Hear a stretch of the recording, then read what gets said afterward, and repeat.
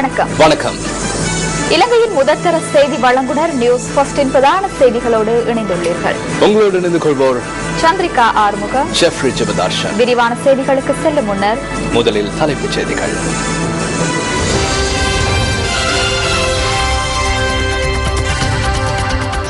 கடும் வறட்சியினால் வடக்கு கிழக்கில் உள்ள சுமார் 8 லட்சம் மக்கள் உட்பட பல மாவட்டங்களைச் சேர்ந்த மக்கள் பாதிப்பு. பாதிக்கப்பட்ட மக்களுக்கு நிவாரணம் வழங்கும் சக்தி சிரச நிவாரண யாத்திரைக்கு 3 இடங்களில் உலருணவுப் பொருட்களை சேகரிக்கும் நடவடிக்கை ஆரம்பம். வைத்தியசாலை ஊழியர்களின் தொழிற்சங்க நடவடிக்கை இன்றும் தொடர்கிறது. நோயாளர்கள் அசௌகரியத்தில்.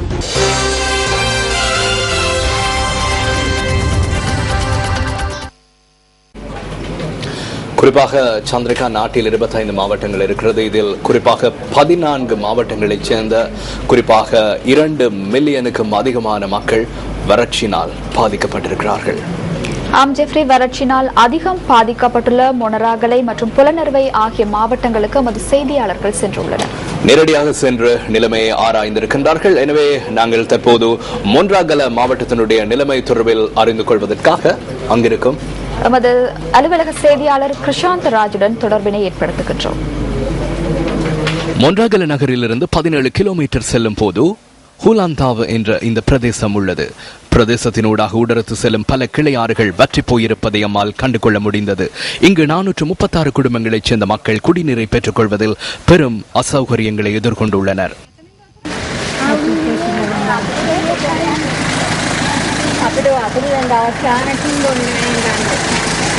அதன் பின்னர் திஸ்ஸபுர கிராமத்திற்கு எமது குழுவினர் சென்றனர்.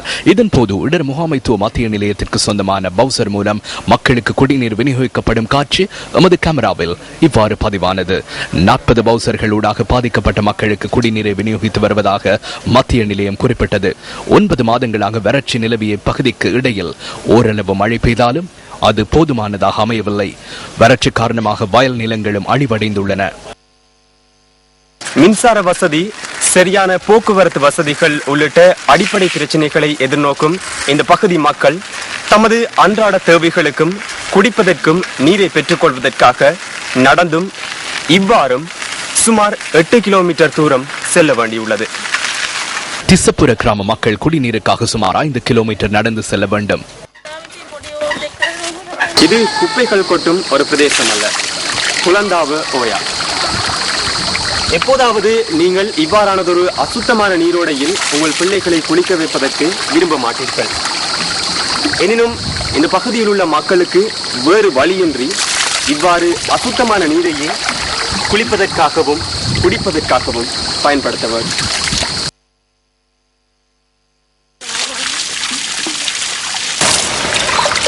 இதுவும் பக்கெட் சேலஞ்ச். எனினும் இது ஐஸ் பக்கெட் சேலஞ்ச் அல்ல. இந்த நீர் வற்றுவதற்கு முன்னர் குடிப்பதற்காக இதனை சேமிப்பதே இவர்களுடைய போராட்டம்.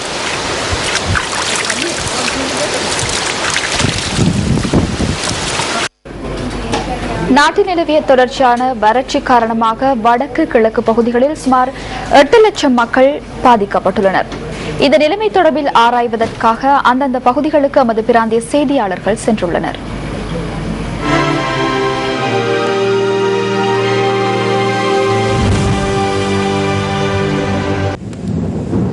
யாழ் மாவட்டத்தில் 32,554 குடும்பங்களைச் சேர்ந்த 1,22,753 பேர் பாதிக்கப்பட்டுள்ளனர். இங்கு குடிநீர் வசதிகளின்றி மக்கள் பெரிதும் பாதிக்கப்பட்டுள்ளனர். இதன் காரணமாக விவசாயம் மற்றும் தோட்ட பயிர்ச்செய்கை பாரிய அளவில் பாதிக்கப்பட்டுள்ளதாக எமது பிராந்திய செய்தியாளர் தெரிவித்துள்ளார்.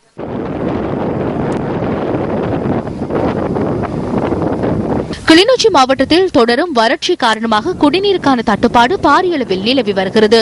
வறட்சி காரணமாக கிளிநொச்சி மாவட்டத்தின் 4 பிரதேச செயலாளர் பிரிவுகளில் உள்ள 64 கிராம சேவகர் பிரிவுகளில் வாழும் மக்கள் வறட்சியால் பாதிக்கப்பட்டுள்ளனர். 21,294 குடும்பங்களைச் சேர்ந்த 74,884 பேர் இதில் பாதிக்கப்பட்டுள்ளனர். கிளிநொச்சி மாவட்டத்தில் கடுமையான வறட்சி, குடிநீர் இல்லை, சுகாதார வசதியும் அப்படித்தான் இருக்கு. நோய்கள் வராது, தொழில் பிரச்சனை எங்களுக்கு விவசாயியில் நிவாரணம் ஒன்றும் இல்லை எங்களுக்கு. அது உரிய அதிகாரிகளுக்கு நாங்கள் சொல்லியும் இன்னும் அதுக்காக இது எங்களுக்கு கிடைக்க இல்லை. இந்த குளத்துலேயும் தண்ணி இல்லை. தென்னம்பிள்ளைகளெல்லாம் இன்றைக்கு பாடி கரை விவசாயம் இல்லை. பெரிய கஷ்டத்து முன்னிலையில் இன்றைக்கு வாழ்ந்து கொண்டிருக்கிறோம். வறட்சி காரணமாக பிரதேசத்திற்கு நீரை வழங்குகின்ற இரணிமடு குளத்தின் நீர்மட்டம் வெகுவாக குறைவடைந்துள்ளது. விவசாய செய்கை பெருமளவில் பாதிக்கப்பட்ட நிலையில் தமது ஜீவனோபாயத்தை கொண்டு செல்ல முடியாத நிலைமையை காணப்படுவதாகவும் தமக்கு நிவாரணம் வழங்குமாறும் மக்கள் வேண்டுகோள் விடுக்கின்றனர். குளத்தினுடைய மத்தியில் நான் இப்பொழுது பேசிக் கொண்டிருக்கின்றேன். குளத்தை நாம் பார்க்கின்ற பொழுது நீர் முற்றாக வற்றிய நிலை காணப்படுகிறது. அதேவேளை அண்மையில் பெய்த மழை காரணமாக ஆங்காங்கே நீர் தேங்கி நிற்பதனை எம்மால் அவதானிக்கக்கூடியதாக இருக்கின்றது. கிளிநொச்சி மாவட்டத்தில் அதிகமான நீர்நிலைகள் இவ்வாறே வற்றிய நிலையில் காட்சியளிப்பதனை எம்மால் அவதானிக்கக்கூடியதாக இருக்கிறது. நியூஸ் ஃபர்ஸ்ட் செய்திகளுக்காக கிளிநொச்சியில் இருந்து சப்த சங்கரி.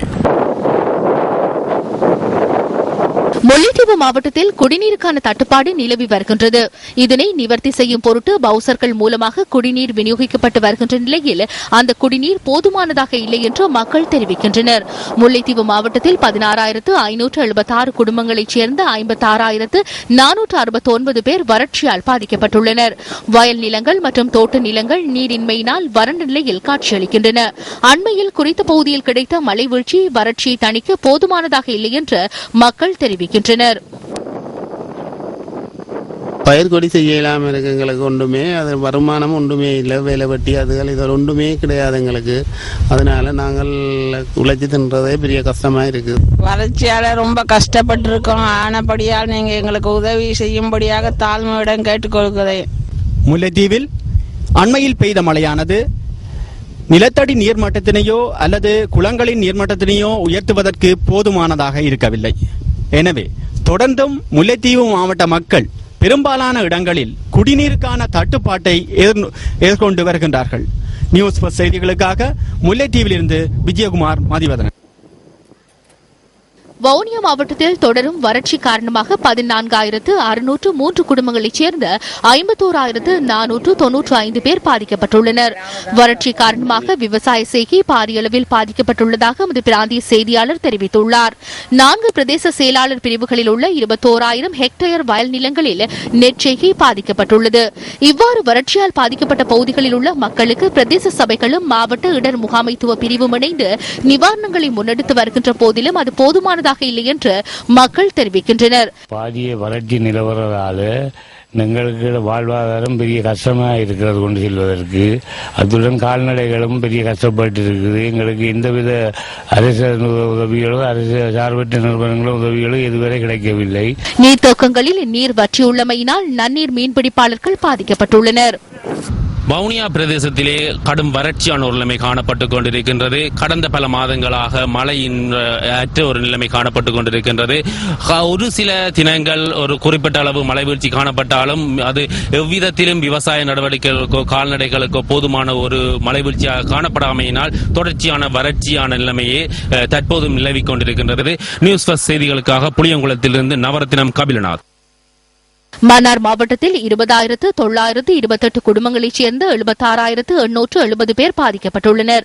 வறட்சியால் பாதிக்கப்பட்ட மக்கள் தமது வாழ்வாதாரத்தை கொண்டு செல்வதில் சிக்கல் நிலைமையை எதிர்நோக்கியுள்ளனர். கிழக்கு மாகாணத்தின் மட்டக்களப்பு மாவட்டத்தில் அதிகமானவர்கள் வறட்சியால் பாதிக்கப்பட்டுள்ளனர். இந்த மாவட்டத்தில் 71,479 குடும்பங்களைச் சேர்ந்த 2,52,673 பேர் பாதிக்கப்பட்டுள்ளனர். இந்த பகுதியில் குடிநீருக்கான தட்டுப்பாடு நிலவி வருவதுடன் மக்களின் விவசாய செய்கையும் பாதிக்கப்பட்டுள்ளதாக எமது பிராந்திய செய்தியாளர் தெரிவித்துள்ளார். மட்டக்களப்பு மாவட்டத்தில் உள்ள 131 குளங்களில் 120 குளங்கள் முற்றாக நீர் வற்றியுள்ளதாக மட்டக்களப்பு மாவட்ட கமநல சேவைகள் ஆணையாளர் குறிப்பிட்டுள்ளார். இங்கே மரமட்டேல் ஒன்றும் இல்லை, காஞ்சிது. இங்கே கிணத்துலேயும் கூட தண்ணி இல்லாமல் நாங்கள் வழி இல்லாமல் கஷ்டப்பட்டு கொண்டிருக்கோம். நீங்கள் ஏதாவது எங்களுக்கு வழங்க வேண்டியது உங்களோட உரிமை தான் நாங்கள் கேட்டுக்கொண்டு நாங்கள் வழங்கி கொண்டு வாழ்கின்றோம். ஏதாவது பார்த்து எங்களுக்கு உதவி செய்து புரியுமாறு உங்களிடம் கேட்டுக்கொள்வோம். அம்பாறை மாவட்டத்தில் 10,180 குடும்பங்களைச் சேர்ந்த 31,278 பேர் வறட்சியால் பாதிக்கப்பட்டுள்ளனர். இங்கு குடிநீருக்கு பாரிய அளவில் தட்டுப்பாடு நிலவி வருகின்றது. விவசாயம் முற்று முழுதாக பாதிக்கப்பட்டுள்ளதால் தமக்கு நிவாரணம் வழங்க வேண்டும் என்று இந்த மக்கள் கோரிக்கை விடுக்கின்றனர்.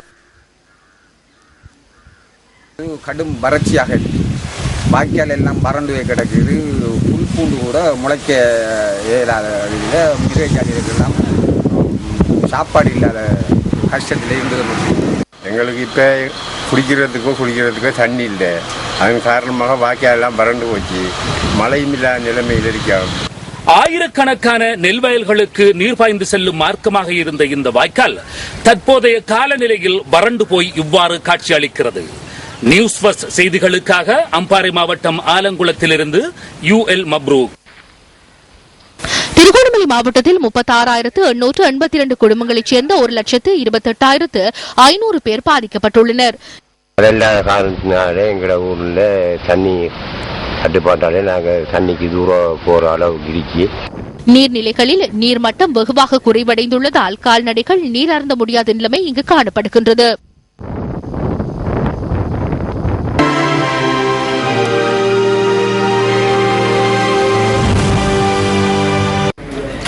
வறட்சியினால் பாதிக்கப்பட்டுள்ள 14 மாவட்டங்களில் உள்ள மக்களுக்கு நிவாரணப் பொருட்களை வழங்கும் நோக்கில் வரையறுக்கப்பட்ட கேபிட்டல் மகாராஜா நிறுவனம் ஏற்பாடு செய்துள்ள சக்தி சிரச நிவாரண யாத்திரைக்கு பொருட்களை திரட்டும் பணிகள் இன்று காலை ஆரம்பமாகின. MTV MBC ஊடக வலையமைப்பின் பிரதான 3 அலுவலகங்களில் இந்த பணிகள் இன்று காலை ஆரம்பமாகின. கொழும்பு 2 பிரேப்ரூக் பிளேஸில் உள்ள MTV MBC ஊடக வலையமைப்பின் தலைமை அலுவலகம், பன்னிப்பிட்டிய திப்பானம் அலுவலகம் மற்றும் ராத்மலான பொறுப்பன வீதியில் உள்ள ஸ்டைன் கலேகம் என்பவற்றில் நிவாரணப் பொருட்கள் சேகரிக்கப்படுகின்றன. போத்தலில் அடைக்கப்பட்ட குடிநீர், அரிசி, பருப்பு, சீனி, பால்மா மற்றும் டின்மீன் உள்ளிட்ட உலர் உணவுப் பொருட்களை உங்களுக்கு நம்மிடம் கையளிக்க முடியும். இன்று காலை முதல் கொழும்பு 2 உள்ள எமது தலைமை அலுவலகத்திற்கு அதிக அளவிலான மக்கள் வருகை தந்து நிவாரணப் பொருட்களை கையளித்தனர்.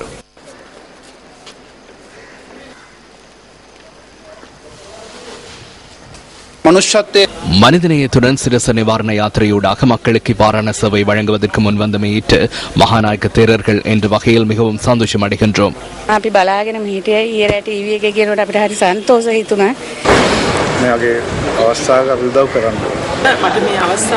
இவ்வாறான சந்தர்ப்பத்தை எனக்கு ஏற்படுத்தி கொடுத்த சிரச நிறுவனத்திற்கு நன்றிகளை தெரிவித்துக் கொள்கின்றேன். அங்கு சென்று இவ்வாறான உதவிகளை செய்ய முடியாது, அது மிகவும் கடினமாகும். இனியோருக்கும் நான் அழைப்பு விடுக்கிறேன். பாதிக்கப்பட்ட மக்களுக்கு நிவாரணங்களை வழங்குமாறு கேட்டுக்கொள்கிறேன்.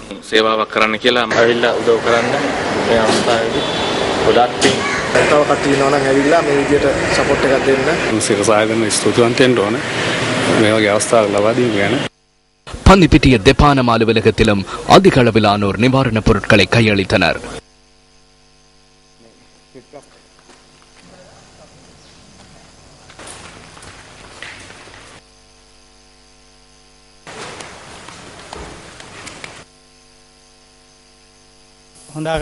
சிறந்த நடவடிக்கை ஒன்று முன்னெடுக்கப்படுவதால் நாமும் இந்த சிறிய உதவியை வழங்க சிரச நிறுவனத்திற்கு வருகை தந்தோம். நம்மால் முடிந்த அளவு உதவிகளை வழங்க வேண்டும் என நோக்கத்துடனேயே இந்த இடத்திற்கு வருகை தந்தோம்.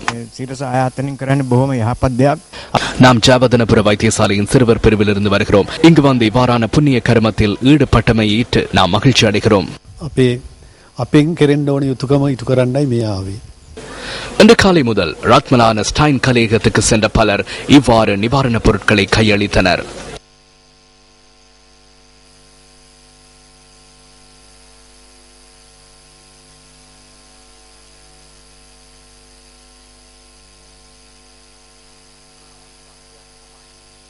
මේක ජාතික වගකීමක්. ඇත්තට ඊටාම උතුම්ම ක්‍රියාවක් කියන්න පුළුවන්. අපිට තනියම මේ நம்மால் தனியே இவ்வாறான நடவடிக்கை முன்னெடுக்க முடியாது. இவ்வாறான நிறுவனத்துடன் இணைந்து நான் செயற்பட முடியும். நீங்கள் ஒன்றிணைந்து செய்யும் இந்த சேவையை பாராட்டுகின்றோம். நாம் மிகவும் சந்தோஷத்துடன் இந்த நடவடிக்கையில் ஈடுபடுகின்றோம். எதிர்காலத்திலும் இவ்வாறான நடவடிக்கையில் சிரச நிறுவனம் தொடர்ந்தும் ஈடுபட ஆசீர்வாதம் கிடைக்க வேண்டும் என்று பிரார்த்திக்கின்றோம்.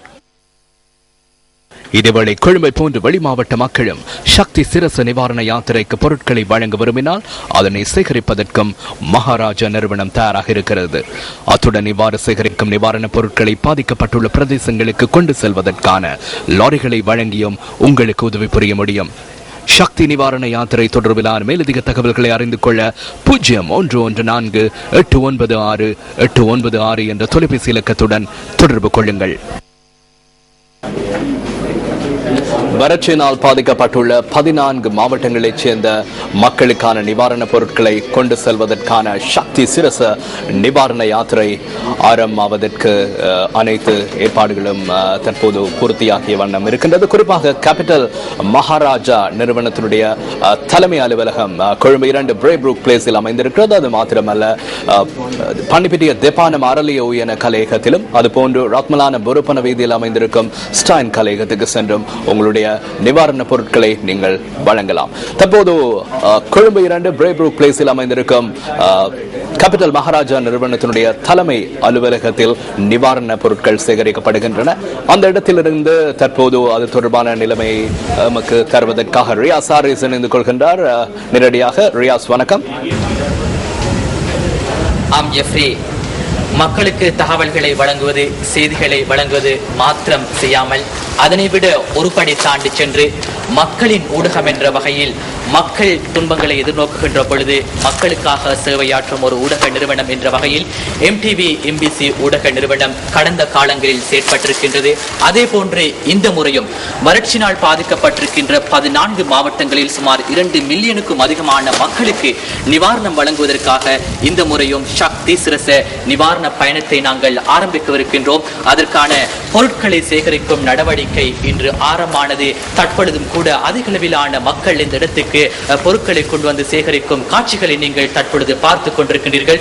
நாட்டின் பல்வேறு பகுதியிலிருந்து மக்கள் இந்த தங்களது நிவாரண பொருட்களை எம்மிடம் கையளிக்கின்றார்கள். குறிப்பாக கொழும்பு 2 பிரேப்ரூக் பிளேஸில் அமைந்துள்ள கேபிட்டல் மகாராஜா நிறுவனத்தின் தலைமை அலுவலகம், அதே போன்று திபானம அலுவலகம், அதே போன்று ரத்மலான ஸ்டைன் கலையகம் ஆகியவற்றில் மக்கள் தங்களுடைய பொருட்களை வழங்குவதற்கான சந்தர்ப்பங்களை நாங்கள் பெற்றுக் கொடுத்திருக்கின்றோம். இன்னும் ஓரிரு தினங்களில் நாங்கள் பாதிக்கப்பட்ட பிரதேசங்களுக்கு மக்களுடைய அந்த துயரங்களை தீர்ப்பதற்காக சக்தி சிரச நிவாரண யாத்திரையை நாங்கள் மேற்கொள்ளவிருக்கின்றோம். அதற்காக நிவாரண பொருட்களை நாங்கள் சேகரித்துக் கொண்டிருக்கின்றோம். அதன் அடிப்படையில் இன்று மாத்திரம் சேகரிக்கப்பட்ட பொருட்களை நீங்கள் தற்பொழுது காண்கின்றீர்கள். அதே போன்று இந்த பிரதேச மக்களுக்கு உதவி புரிவதற்கு உங்களுக்கும் சந்தர்ப்பம் இருக்கின்றது. பாதிக்கப்பட்ட மக்களுக்கு உதவிக்கரம் நீட்டுவதற்கான வாய்ப்பு உங்களுக்கும் இருக்கின்றது. எனவே இந்த சந்தர்ப்பத்தில் அந்த சந்தர்ப்பத்தை பெற்றுக் கொள்ளுமாறு நாங்கள் உங்களிடம் கூறுகின்றோம். அதே போன்று தற்பொழுது இந்த இடத்துக்கு வந்திருக்கின்ற நிவாரண பொருட்களை எடுத்துக்கொண்டு நீங்கள் எங்கிருந்து வருகிறீர்கள்? நான் கிளம்பையில வந்துருக்கேன். உங்களுடைய பெயர்? ஆசிம். ஆம் ஆசிம், நீங்கள் கூற விரும்பின செய்தி என்ன? இனிய மக்களுக்கு என்ன கூற விரும்புகிறீர்கள்? இந்த டைம்ல, இந்த கலாமிட்டி டைம்ல உதேசம் இது நல்லா இன்டென்ஷன் உண்டு. ஸோ அது மாதிரி ஹெல்ப் பண்ணத்தான் கம்யூனிட்டி மிச்சம் டிஃபிகல்ட்லி இதுக்குத்தான் டைம்ல ஹெல்ப் பண்ணேன். மிக்க நன்றி. இனம் மத வேறுபாடின்றி நாட்டின் பல்வேறு பகுதியிலிருந்து மக்கள் எங்களது நிவாரண பயணத்துக்கு உதவி புரியும் நோக்கில் இவ்வாறு நிவாரண பொருட்களை கொண்டு வந்து சேர்க்கின்றார்கள். மக்களுடைய இந்த துன்பத்தின் பொழுது நாங்கள் கட்டாயமாக ஒரு மக்களின் ஊடகம் என்ற வகையில் மக்களுக்காக பணியாற்ற வேண்டிய பாரிய பொறுப்பு எமக்கு இருக்கின்றது. அதன் அடிப்படையில் நியூஸ் ஃபர்ஸ்ட் தொடர்ந்தும் MTV MBC ஊடக நிறுவனம் தொடர்ந்தும் இது போன்ற செயற்பாடுகளில் ஈடுபட்டு வருகின்றது. எனவே மக்களின் தாகத்தை தீர்க்கின்ற இந்த சக்தி சிரச நிவாரண யாத்திரையோடு நீங்களும் இணைந்து கொள்ளுங்கள். இன்னும் 2-3 நாட்களுக்கு இந்த நிவாரண பொருட்களை உங்களுக்கு எம்மிடம் கையளிக்க முடியும். தொடர்ந்தும் நியூஸ் ஃபர்ஸ்டின் பிரதான செய்திகளோடு ஜெஃப்ரி மற்றும் சந்திரிகா. நியூஸ் ஃபர்ஸ்ட் செய்திகளுக்காக ரியாஸ் ஹாரிஸ். யாழ் அச்சுவேலி நவகிரி பகுதியில் டிப்பர் வண்டியொன்று மோதியதில் 24 வயதான பெண் ஒருவர் உயிரிழந்துள்ளார்.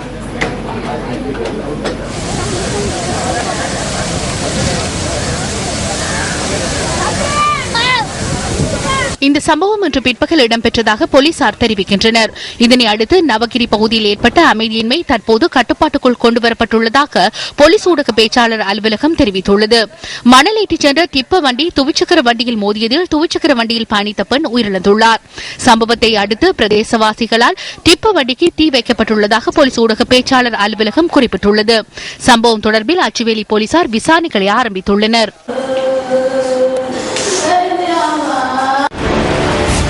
மாணவ செல்வங்களின் எதிர்கால நலன் கருதி ஊடகத்துறை அறிவை மேம்படுத்தும் எமது பயணம்.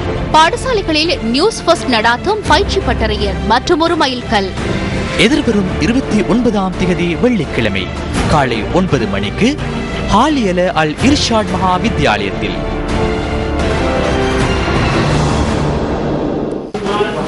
தற்போது ஊவா தேர்தல் நெருங்கி வரும் இந்த நிலையில் ஊவா தேர்தல் மேடைகளில் பல்வேறு கருத்துக்கள் அரசியல்வாதிகளால் தெரிவிக்கப்படுகிறது. அவ்வாறு ஊவா தேர்தல் மேடைகளில் தெரிவிக்கப்பட்ட சில கருத்துக்கள் அடுத்து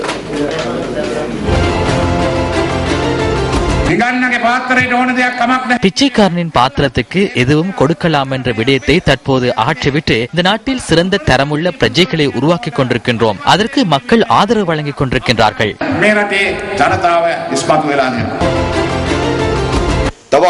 தொடர்ந்தும் பொருளாதாரம் வீழ்ச்சி அடையுமே தவிர வளர்ச்சி பெறுவதில்லை. கல்வி, சுகாதாரம் போன்றவற்றில் பிரச்சனைகள் இருக்குமே தவிர தீர்க்கப்படுவதில்லை. பொருளாதாரத்தை வீழ்ச்சி அடைய செய்துள்ளனர். அதை அனைவரும் உணர்கின்றனர். ஐக்கிய தேசிய கட்சி மற்றும் மக்கள் விடுதலை முன்னணியின் பின்னால் செல்லும் ஆதரவாளர்கள் அரசியல் ரீதியில் பெரிதும் பாதிக்கப்பட்டுள்ளனர். அபிவிருத்தியினால் பலன் இல்லை என்று அவர்கள் கூறுகின்றார்கள். பலன் இல்லாவிடனும் நாமே அபிவிருத்தியை மேற்கொள்கின்றோம். அபிவிருத்தி என்று கூறிக்கொள்கின்றார்கள். ஆனால் இன்று விவசாயத்துறை பெரிதும் பாதிக்கப்பட்டுள்ளது. நீர் இல்லை, இந்த நாட்டை முன்னேற்றவில்லை. ஸ்ரீலங்கா சுதந்திர கட்சி என்ற பெயர் சிறப்பாக இருந்தாலும் அதில் பலன் இல்லை, அதில் மாற்றமும் இல்லை. இன்று முகத்தில் சிரிப்பை காண முடிவதில்லை. எமது வாழ்வில் மகிழ்ச்சி இல்லை. சில காலங்களுக்கு முன்னர் நாம் 3 வேளையும் சாப்பிட்டோம். இன்று 3 வேளையும் சாப்பிட முடிவதில்லை. எனவே இன்று என்ன நடந்துள்ளது? வறுமையை நீக்க மாயாஜாலம் செய்ய முடியாது. ஒரு புறம் நாம் அபிவிருத்தியை மேற்கொள்ளும் போது மறுபுறம் அவர்கள் அதிக அளவில் அளிக்கின்றனர். இவர்களுக்கு பதில் வழங்க முடியாவிடின் நாம் இந்த மாவட்டத்தில் இருந்து பயனில்லை.